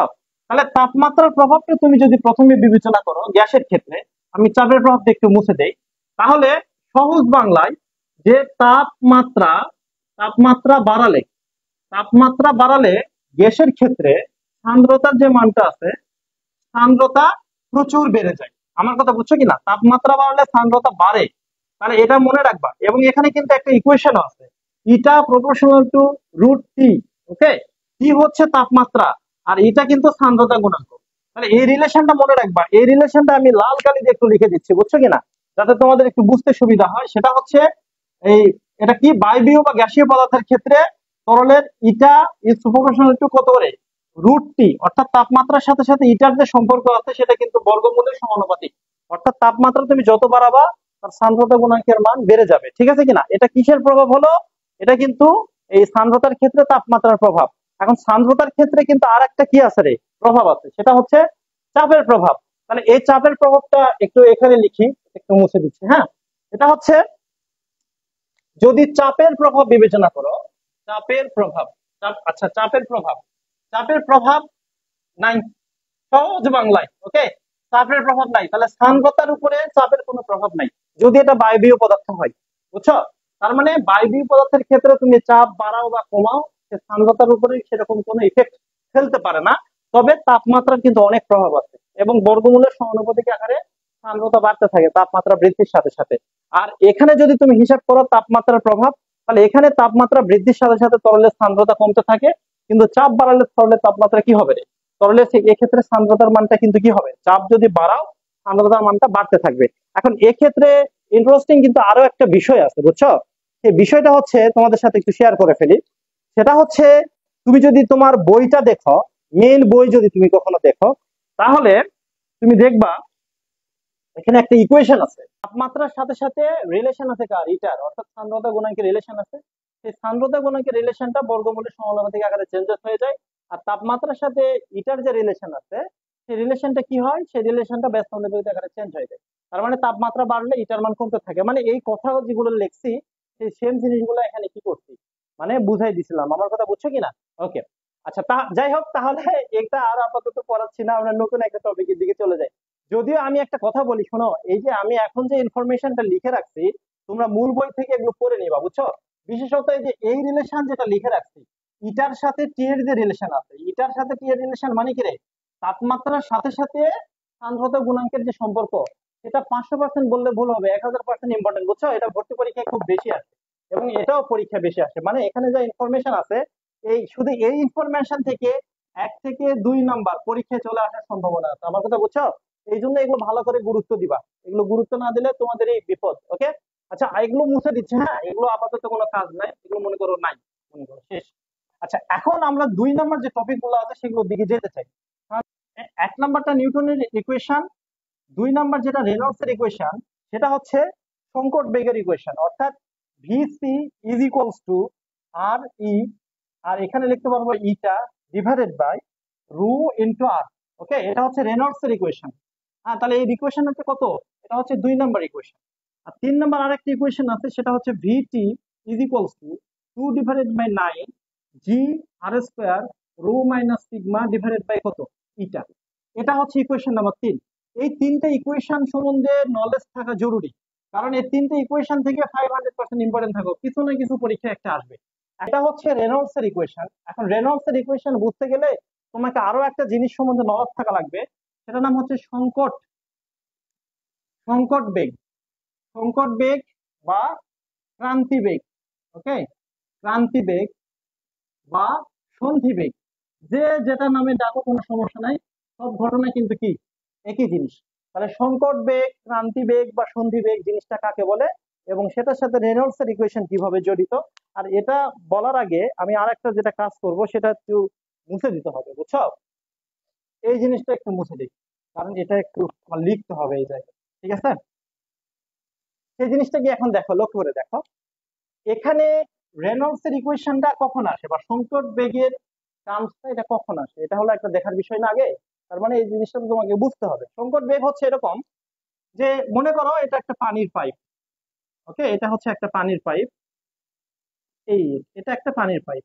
এই পানির পাইপের মধ্যে দিয়ে পানি প্রবাহিত হচ্ছে, এরকম করে সুন্দর করে পানি প্রবাহিত হয়ে যাচ্ছে। আচ্ছা, এই পানি প্রবাহিত হয়ে গেল। এখন এই আমি কিন্তু একটু আগে তোমাদেরকে কি বলছিলাম, একটু আগে আমি তোমাদেরকে বলছিলাম যে সংকট বেগের ক্ষেত্রে মানে তরলের প্রবাহ যখন হয়, যে 2 ধরনের প্রবাহ থাকে, একটা হচ্ছে শান্ত প্রবাহ, আর একটাকে আমরা বলবো হচ্ছে বিক্ষিপ্ত প্রবাহ। ওকে, এখন বেগ, এই শান্ত এবং বিক্ষিপ্ত প্রবাহের মাঝখানে এমন একটা ভেলোসিটি আছে বা বেগ আছে, সেই বেগের কারণে কি হয়ে যায়, সেই বেগের কারণে শান্ত প্রবাহ থেকে বেগটা জাস্ট বিক্ষিপ্ত প্রবাহে রূপান্তরিত হয়ে যায়। সেই ক্রিটিক্যাল ভেলোসিটিকে আমরা বলবো হচ্ছে সন্ধি প্রবাহ বা সংকট বেগ। তার মানে ধরে নিলাম আমার এখানে একটা পানির ট্যাপ আছে, বুঝছো? এটা হচ্ছে একটা টোটাল ইয়ে। আর এখানে মনে করো একটা পানির, তুমি চিন্তা করো এখানে একটা পানির ট্যাপ চিন্তা করো। ওকে, এখানে একটা পানির ট্যাপ চিন্তা করো, আর এখানে তুমি পানি সেই ট্যাপ দিয়ে যে নল আছে, নল দিয়ে পানিগুলো নিচের দিকে পড়ে, এই জিনিসটা চিন্তা করো। ওকে, আর এটা হচ্ছে পানির একটা ফ্লো চিন্তা করো। এখন তুমি দেখো, ধরে নাও আমার এখানে পানি বর্তমানে পড়তেছে, পানি পড়তেছে, পানির বেগ কত? 5 মিটার পার সেকেন্ড, মানে খুবই স্মুথলি পানিটা পড়তেছে এখানে। ঠিক আছে, এই পানিটা বর্তমানে কি প্রবাহ? শান্ত প্রবাহ। শান্ত প্রবাহে পানিটা পড়তেছে এবং এটা 5 মিটার পার সেকেন্ড আকারে পড়তেছে, আর এদিকে পানিগুলো যাচ্ছে গিয়ে এখানে সুন্দর করে পানিগুলো পড়তেছে, এটাতে তো আমার কোনো সমস্যা নাই, এটুকু বুঝতে পারতেছি, তাই না? ওকে, এখন আমি আস্তে আস্তে যদি পানির ট্যাপটা একটু ঘুরাই দিতেছি, তাহলে ঘুরাই দেওয়ার সাথে সাথে তখনও পানিগুলো পড়তেছে, একটু স্পিডে পড়তেছে, স্মুথলি পড়তেছে। ধরো ভেলোসিটি হলো 6 মিটার পার সেকেন্ড, ভেলোসিটি হলো 7 মিটার পার সেকেন্ড, মানে এখানে কিন্তু পানিগুলো পড়তেছে নিচের দিকে। আমি আবার বলতেছি, পানিগুলো সুন্দরভাবে পড়তেছে, এখন এলোমেলো হয়ে পড়ে নাই। কিন্তু যখনই তুমি একটু জোরে ট্যাপটা ঘুরে দিছো, ধরো যখনই 8 মিটার পার সেকেন্ড বেগে পানিগুলো পড়া শুরু করছে, তখনই আর স্মুথ নাই, তখন পানিগুলো এদিকে চারদিকে ছড়ায় যাচ্ছে। ওকে, তার মানে 5-এ শান্ত প্রবাহ ছিল, 6-এ শান্ত প্রবাহ, 7-এ শান্ত প্রবাহ ছিল, কিন্তু ভেলোসিটির মানটা যখনই 8-এ চলে আসছে, আসার সাথে সাথে শান্ত প্রবাহটা বিক্ষিপ্ত প্রবাহে হয়ে গেছে। এবং পরবর্তীতে ভেলোসিটির মান যদি 9 হয়, 10 হয়, 11 হয়, যেটাই হোক না কেন, সব সময় ভেলোসিটির মানটা তখন বিক্ষিপ্ত প্রবাহে রূপান্তরিত হয়ে যাবে, বুঝছো? আর শান্ত প্রবাহ থাকলো না। তাহলে যে ভেলোসিটিতে পৌঁছালে কি হয়, একটা শান্ত প্রবাহ অশান্ত প্রবাহে পরিণত হয়ে যায়, সেই বেগকে আমরা বলবো হচ্ছে সংকট বেগ। তাহলে এখানকার বেগ যেটা 8, সেটাকে আমরা বলবো কি রে? সংকট বেগ। এখন এই সংকট বেগটা কি কি বিষয়ের উপর নির্ভর করে, সে তার একটা সূত্র দিচ্ছে বিজ্ঞানী রেনল্ডস। আর সে বলছে যে এই সংকট বেগের মানটা তরলের ইটার উপর নির্ভর করে, বুঝছো? এই যে ইটা মানে সান্দ্রতা গুণাঙ্কের উপর নির্ভর করে, তরলের ঘনত্বের উপর নির্ভর করে, তরলের যে নল আছে সেই নলের ব্যাসার্ধের উপর নির্ভর করে। এখন আমার কথা কি বোঝা গেছে? তার মানে এখান থেকে একটা জিনিস স্পষ্ট, যে যদি কোনো তরলের সান্দ্রতা গুণাঙ্ক বেশি হয় তাহলে তার সংকট বেগে আসতে অনেক সময় লাগবে, মানে দেরিতে আসবে, মানে সে বেশি বেগকেও ট্যাকেল করে রাখতে পারবে। ওকে। আর যদি কোনো তরলের ঘনত্ব কম হয়ে যায়, নলের ব্যাসটা যদি বড় হয়ে যায়, ওকে, সেক্ষেত্রে কিন্তু ভেলোসিটির মানটা, ক্রিটিক্যাল ভেলোসিটির মানটা কি হবে, মানে তোমার টোটাল এটার মান যদি বড় হয়ে যায় তাহলে এটার মান কি হয়ে যাবে, কমে যাবে। ঠিক আছে কিনা? ভেলোসিটি মানে আমি যে নলটা এখানে ইউজ করতেছি, সেই নলটা যদি সরু নলের পরিবর্তে তুমি অনেক মোটা নল ইউজ করো, অনেক মোটা নল যদি ইউজ করো, সেক্ষেত্রে আমার এই যে ক্রিটিক্যাল ভেলোসিটিটা আসতে একটু কম সময় লাগবে। আমার কথা বুঝছো কিনা? অথবা এই মোটা নল হওয়ার কারণে দেখা গেছে যে অনেক বেশি পরিমাণ বেগকেও সে কি ট্যাকেল দিতে পারবে, মানে ভেলোসিটির ওই মানটাতে শান্ত প্রবাহটা সহজে অশান্ত প্রবাহে হতে চাইবে না। ঠিক আছে কিনা? এটা হচ্ছে একটা সিম্পল বিষয়, এটুকু খুব তুমি মনে রাখো। ঠিক আছে কিনা? আচ্ছা, এখানকার টার্নিং পয়েন্ট কোনটা? এখানকার টার্নিং পয়েন্ট এই জিনিসগুলো না, টার্নিং পয়েন্ট হচ্ছে রেনল্ডস এর নাম্বারটা। এই আর এর একটা মান আছে, বুঝছো? আর এর আদর্শ মান তুমি যদি চিন্তা করো, এটা হচ্ছে 2300। অর্থাৎ 2300 হচ্ছে আমাদের শান্ত প্রবাহ যেটা তার জন্য দায়ী। শান্ত প্রবাহের জন্য রেনল্ডস এর মান 2300। এখন যদি এমন হয়ে যায় যে কোন একটা বেগ 2300 বেশি, মানে রেনল্ডস এর সংখ্যাটা যদি এরকম হয়ে যায় যে 2300 চাইতে বড় হয়ে যায়, তাহলে তুমি বুঝে নিবা যে এই প্রবাহটা এখন আর শান্ত নাই, সেই প্রবাহটা এখন কিসে রূপান্তরিত হয়ে গেছে রে, বিক্ষিপ্ত প্রবাহে রূপান্তরিত হয়ে গেছে। অথবা 2300 যদি নিচে চলে আসে, মানে রেনল্ডস এর মানটা যদি 2300 নিচে চলে আসে বা যে কোনো সংখ্যা, তাহলে এগুলো সবার জন্য তুমি মনে করে রাখবা শান্ত প্রবাহ। শান্ত প্রবাহ, ওকে। তার মানে শান্ত প্রবাহ কতদূর পর্যন্ত থাকবে? 2300 চাইতে কম। তাহলে 2300 হচ্ছে আমাদের সেই ক্রিটিক্যালটা। তাহলে ক্রিটিক্যাল ভেলোসিটির জন্য তুমি যে রেনল্ডস এর নাম্বারটা নিবা সেটা হচ্ছে 2300। এখন 2300 পর্যন্ত কি হবে? 2300 পর্যন্ত কিন্তু শান্ত প্রবাহ বিদ্যমান। ওকে, 2301 যদি হয়ে যায়, 2301 হয়ে গেছে, রেনল্ডস এর যে মানের জন্য 2301 হয়ে গেছে, সেটা বিক্ষিপ্ত প্রবাহ হয়ে গেছে তখন, বুঝছো? আর এই 2300 নিচে পর্যন্ত যে কোনো সংখ্যা, তার জন্য আমাদের প্রবাহটা হবে শান্ত প্রবাহ। তোমাকে এটা মনে রাখতে হবে। আমার কথা বুঝছো কিনা? এটাও কিন্তু ভর্তি পরীক্ষার জন্য অনেক গুরুত্বপূর্ণ, এটা পরীক্ষায় চলে আসতে পারে। ওকে, একটু আগে বলছিলাম F is equals to 6 pi eta V R. Okay, এটা হচ্ছে আমাদের সেই বিখ্যাত কার সমীকরণ? স্টোকস ল, মানে স্টোকস এর সমীকরণ। ঠিক আছে কিনা? এখন এই স্টোকস এর সূত্র কি? এখানে একটা বল দেখা যাচ্ছে, অ্যাকচুয়ালি বলটা কি? এই বলটা হচ্ছে সান্দ্রতা জনিত, সান্দ্রতা জনিত জনিত বাধা দানকারী বল। হ্যাঁ, বাধা দানকারী বল। তাহলে সান্দ্রতা জনিত বাধা দানকারী বল তুমি যদি হিসাব করো সেটা হচ্ছে এফ। এখন স্টোকস কি বললো? স্টোকস বললো যে কোন একটা তরলের ভিতর দিয়ে যখন কোন একটা পদার্থ বা একটা বস্তু যখন পড়তে থাকে, এটা শুধু তরল বললে ভুল হবে। এটা তরল হতে পারে, বায়বীয় পদার্থ হতে পারে, মানে গ্যাসীয় পদার্থ, মানে প্রবাহী পদার্থ হলেই হয়েছে, কোনো সমস্যা নাই। তার মধ্যে দিয়ে যখন পড়ে তখন তরল বা গ্যাস কর্তৃক সেই পদার্থটা বাধাগ্রস্ত হয়। তরল বা গ্যাস কত বলে বাধা দিবে ওই বস্তুটাকে, সে রিলেটেড একটা সূত্র, তাকে আমরা বলি হচ্ছে স্টোকসের সূত্র। এখন ঠিক আছে? আচ্ছা, এখন ও কি বলছে দেখো, কতগুলো বিষয়ের উপর এই জিনিসটা নির্ভর করে। তো এখানে প্রথম বিষয়টা আসি, একটু উদাহরণ দিলে ভালো হবে, বুঝছো? মনে করো এটা হচ্ছে একটা পানি। ওকে, আচ্ছা পানি দিয়ে উদাহরণ দিই না, সবসময় পানি দিয়ে উদাহরণ হচ্ছে, একটা ভিন্ন উদাহরণ দিই। হ্যাঁ, মনে করো এটা হচ্ছে একটা হেলিকপ্টার। এটা একটা হেলিকপ্টার। হ্যাঁ, হেলিকপ্টার। আমি হেলিকপ্টারের, এটা হচ্ছে আমাদের একটা পাখা, হেলিকপ্টারের একটা পাখা দিলাম, এইদিকে একটা মনে করো পাখা দিচ্ছি, বুঝছো? এটা হচ্ছে পাখা। এখানে তিনটা মনে করো এরোপ্লেনের একটা পাখা আছে, আর এটা এরোপ্লেনের হচ্ছে পিছন আছে প্রপেলর, এখানেও ধরো এরকম একটা পাখার মতো আছে। তো একজন প্যারাশুট আরোহী কি করছে, সে প্যারাশুট দিয়ে লাফ দিছে নিচের দিকে। আমার কথা বুঝছো কিনা? এখান থেকে ধরো একটা প্যারাশুট দিয়ে সে নিচের দিকে লাফ, কেন লাভ দিছে? কারণ বিমানে অবশ্যই কোনো একটা গোলযোগ দেখা দিচ্ছে, এই কারণে সে নিচের দিকে লাভ দিতে পারে না? জীবন বাঁচাতে হলে তো দিতে হবে। এই প্যারাশুটের কথা মনে পড়ে সেই একটা গল্পের কথা মনে পড়ে গেল একই সাথে, বুঝছো? তোমরা কি শুনতে চাও? হ্যাঁ, এই প্যারাশুটের কথা। আচ্ছা, এখানে আর একটা কথা বলি, তাহলে এখানে মিডিয়াম গুলাকে, এখানকার মিডিয়াম গুলা কিন্তু হচ্ছে বাতাস। আমার কথা বুঝছো কিনা? এখানকার বাতাস, আর আমি একটু আগে বলছিলাম বাতাস কিন্তু নিজেও একটা প্রবাহী পদার্থ। বাতাস হচ্ছে নিজেও একটা প্রবাহী পদার্থ। ওকে, আর প্রবাহী পদার্থের মধ্যে দিয়ে এরোপ্লেন থেকে বা বিমান থেকে একজন আরোহী নিচের দিকে লাফ দিছে। এখন লাফ দিলে এই আরোহী কিন্তু এই বাতাস আছে না, বাতাসের দ্বারা কিন্তু সে বাধাগ্রস্ত হবে। আর এই যে বাতাসের দ্বারা যে বাধাগ্রস্ত হবে, এই বাধাদানকারী বল যেটা, সেটা এই স্টোকসের সূত্র থেকে আমরা পেতে পারি। ওকে, এটা হচ্ছে একটা বিষয়। যদিও এখানে কিন্তু সমীকরণ একটা আর আছে, ওই আর এর জন্য কিন্তু আলাদা একটা বিষয়, জাস্ট এটা বোঝানোর জন্য করবো, তারপর আরেকটাতে চলে আসবো। ওকে, আচ্ছা, ইন্টারেস্টিং একটা গল্প তোমাদেরকে বলি, শোনো। এটা হচ্ছে যে একটা এরোপ্লেনে করে তিনজন মানুষ যাচ্ছিল, আমার কথা বুঝছো কিনা? এরোপ্লেনে করে তিনজন মানুষ যাচ্ছে। তো তিনজন মানুষের মধ্যে একজন ছিল পাইলট, সে তো বিমান চালাচ্ছে। আর তিনজন তিনজনের মধ্যে একজন হচ্ছে একটা ছাত্র, আর একজন হচ্ছে একটা মন্ত্রী, আর একজন হচ্ছে একজন ডক্টর। আমার কথা বুঝছে কিনা? তো তিনজন এরোপ্লেনে যাওয়ার সময় এরোপ্লেনে সমস্যা দেখা দিচ্ছে। এখন এরোপ্লেনে যখন সমস্যাটা দেখা দিছে যে এরোপ্লেনটা ব্লাস্ট হয়ে যাবে, কিছুক্ষণ পর এরোপ্লেনটা ভেঙে যাবে, নষ্ট হয়ে যাবে। এখন পাইলট বলছে আপনারা তাড়াতাড়ি করে প্যারাশুট দিয়ে এরোপ্লেন থেকে নেমে যান, ঠিক আছে কিনা? এখন সমস্যা হচ্ছে যে তিনজন মানুষ, কিন্তু প্যারাশুট ছিল মাত্র দুইটা, এরকম। এই প্যারাশুট দিয়ে যেমন সে লাভ দিচ্ছে, এটা ছিল মাত্র দুইটা, বুঝছো? দুইটা, তিনজন মানুষের জন্য দুইটা। এখন সর্বপ্রথমে যে হচ্ছে তোমার যে ডক্টর, সে এখন ছাত্রকে বলতেছে যে তুমি তো এখন মাত্র স্টুডেন্ট, তোমার তো সামনে অনেক ভবিষ্যৎ আছে, তুমি তো দেশ আর জাতির অনেক সেবা করতে পারবা।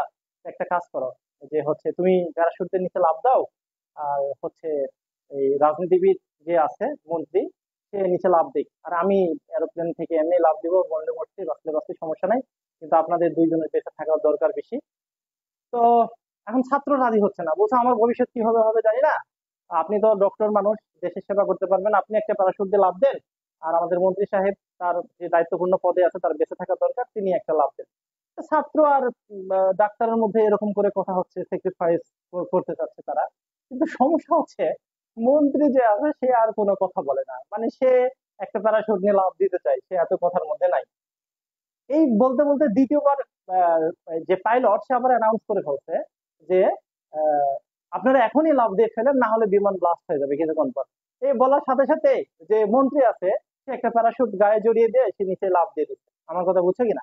আচ্ছা, এখন সমস্যা হয়ে গেছে কোথায়, যে তাহলে একটা প্যারাশুট থাকার কথা। এখন দেখা গেছে যে প্যারাশুট, ডাক্তার সে প্যারাশুট একটা নিয়ে এই ছাত্রের গায়ে পরে দিচ্ছে, অলরেডি পরে দিয়ে বলছে তুমি এখনই লাফ দাও। কিন্তু সমস্যা হচ্ছে প্যারাশুট নিতে গিয়ে দেখে আরো একটা প্যারাশুট রয়ে গেছে। আরে কি রে, এখানে তো দুইটা প্যারাশুট থাকার কথা, একটা তো মন্ত্রী সাহেব নিয়ে চলে গেছে নিচে, আর একটা প্যারাশুট তো হচ্ছে কি বলবো, আহ, আর শুধুমাত্র একটা প্যারাশুট থাকার কথা, এখানে দুইটা প্যারাশুট কিভাবে আসলো? তো পরে দেখতেছে যে ওই যে ছাত্র ছিল, ওই ছাত্রের স্কুল ব্যাগ নাই, মানে স্কুল ব্যাগ তার একটা পিঠে থাকার কথা ছিল, কমলা রঙের একটা স্কুল ব্যাগ, স্কুল ব্যাগটা নাই। তখন বুঝে গেল কি, যে মন্ত্রী তার নিজের স্বার্থে এত অন্ধ হয়ে গেছে যে ছাত্রের স্কুল ব্যাগ নিয়ে সে নিচে লাফ দিয়ে দিচ্ছে। আমার কথা বুঝছে কিনা?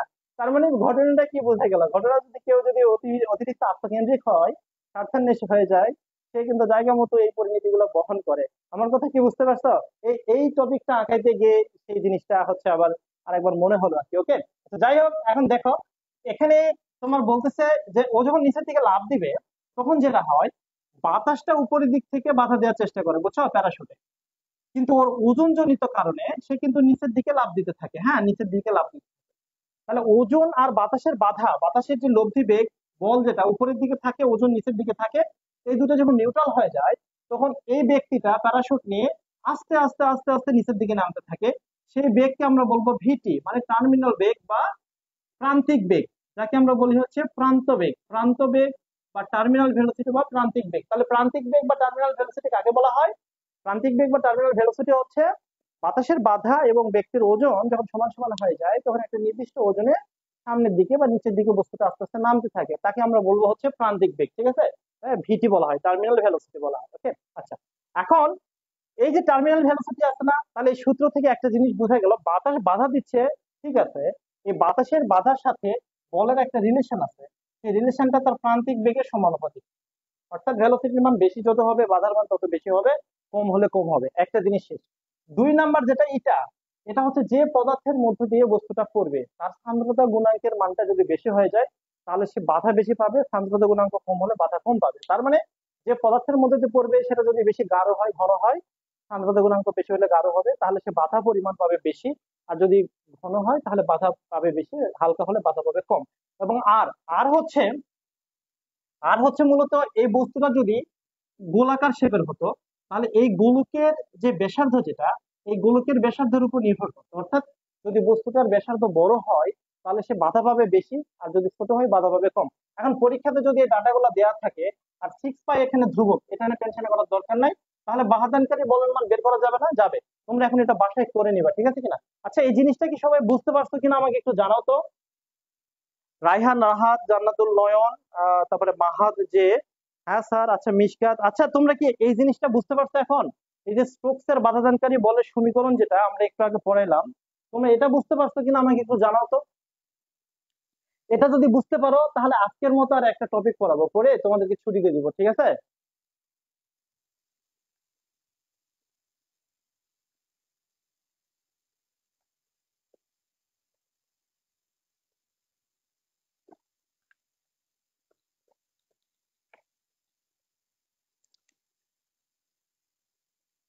জান্নাতুল নয়ন বলছে হ্যাঁ স্যার, আচ্ছা বুঝতে পারলে ঠিক আছে।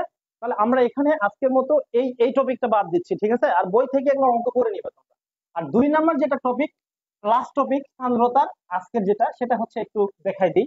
ওকে, প্রথমটা দেখো, এটা হচ্ছে আরেকটা সূত্র, সেটা হচ্ছে VT equals to 2/9 G R square rho minus sigma divided by eta. এই সূত্র দেখে তো অনেকে ভয় পেয়ে যাবে মনে হয়, ঠিক আছে কিনা? যে এত বড় একটা সূত্র, এটা কি বলতে চাই, আমি সূত্রটা তোমাদের একটু ক্লিয়ার করে দেই। এটাও কিন্তু সেম জিনিস, আমার কথা বুঝছো? প্রথম বিষয় হচ্ছে এই যে এখানে ভিটি লেখা আছে না, এই ভিটি শব্দের অর্থ কি রে? ভিটি শব্দের অর্থ হচ্ছে প্রান্তিক বেগ। ভিটি মানে হচ্ছে প্রান্তিক বেগ। আচ্ছা, জি মানে তো তোমরা বোঝো, 9.8। আর মানে কি?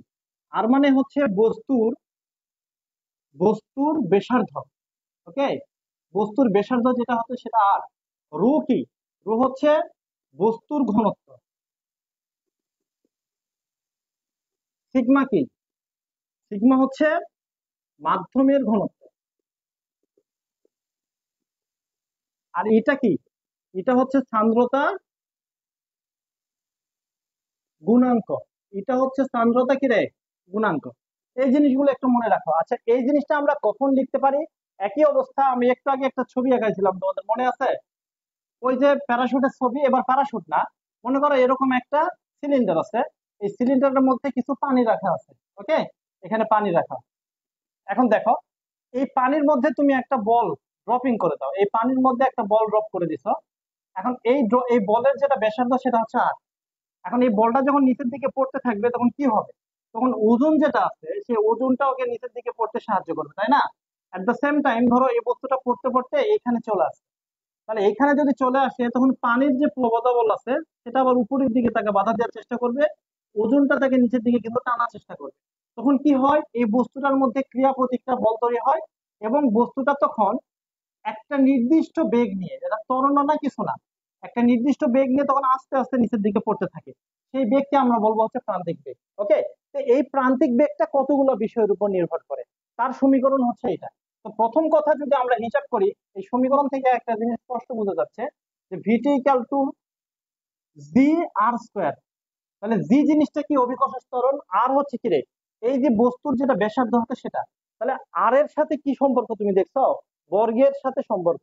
অর্থাৎ এই প্রান্তিক বেগটা নির্ভর করবে বস্তুর যে ব্যাসার্ধ আছে তার বর্গের সমানুপাতিক আকারে। অর্থাৎ যখন ব্যাসার্ধটা যত বেশি হয়ে যাবে তখন বস্তুটার প্রান্তিক বেগের মানটা তত বেশি বাড়বে, বুঝছো, বর্গ আকারে। আর রো মাইনাস সিগমা, এটা হিসাব নিকাশের মাধ্যমে আসে, বুঝে রাখো। রো হচ্ছে বস্তুর ঘনত্ব। এখন এই বস্তুটা মনে করো কি? এই বস্তুটা মনে করো হচ্ছে একটা লোহা দ্বারা তৈরি। হ্যাঁ, এটা মনে করো হচ্ছে একটা লোহা দ্বারা তৈরি। তাহলে লোহা যদি হয় তাহলে এখানে লোহার ঘনত্বটা তোমার অঙ্কে দেওয়া থাকবে, বা যে বস্তু কাঁচ থাকলে কাঁচ, মার্বেল থাকলে থাকবে। আর সিগমা জিনিসটা কি? সিগমা হচ্ছে মাধ্যমের ঘনত্ব। অর্থাৎ এখানে দেখো আমার মাধ্যমটা কি ছিল? তরল। এখন এই তরল কোন পদার্থ? তরল তো তোমার কেরোসিন হতে পারে, তেলও হতে পারে, তারপরে পানিও হতে পারে, সমস্যা নাই। এখানে এই তরলের ঘনত্বটা অঙ্কে দেওয়া থাকবে। আর সান্দ্রতা গুণাঙ্ক তো বুঝেই গেছো, সেটা হচ্ছে সেই ইটার মানটা। এখন পরীক্ষায় এটা অঙ্ক আকারে আসতে পারে, আবার হাবিজাবি আকারে আসতে পারে। কিরকম দেখো, ভিটি ইকুয়ালস টু 9/2 দিছে, জি আর স্কোয়ার দিছে, তারপর রো মাইনাস সিগমা দিছে, ইটা দিছে। দুটা সমীকরণ দেখতে একই রকম না? একই রকম হলো কিন্তু নিচেরটা ভুল, মানে এটা কারেক্ট না। কেন? এটা 2/9 হওয়ার কথা 9/2 আছে। তার মানে তুমি কি অঙ্কটা বুঝতে পারছো অঙ্কটা কিভাবে আসতে পারে? অঙ্কটা কিন্তু এই সূত্রটাই পরীক্ষায় সরাসরি আসতে পারে। সূত্র থেকে বিভিন্ন হিসাব নিকাশ গুলো আসতে পারে, কার সাথে কার কার সম্পর্ক সমানুপাতিক, কার সাথে কার সম্পর্ক ব্যস্তানুপাতিক, এগুলো পরীক্ষায় চলে আসতে পারে। পাশাপাশি যেটা হতে পারে, এই 9/2, 2/9, এখানে জি আর স্কয়ার ছিল, এখানে আর স্কয়ারটা নাও দিতে পারে, রো মাইনাস সিগমা।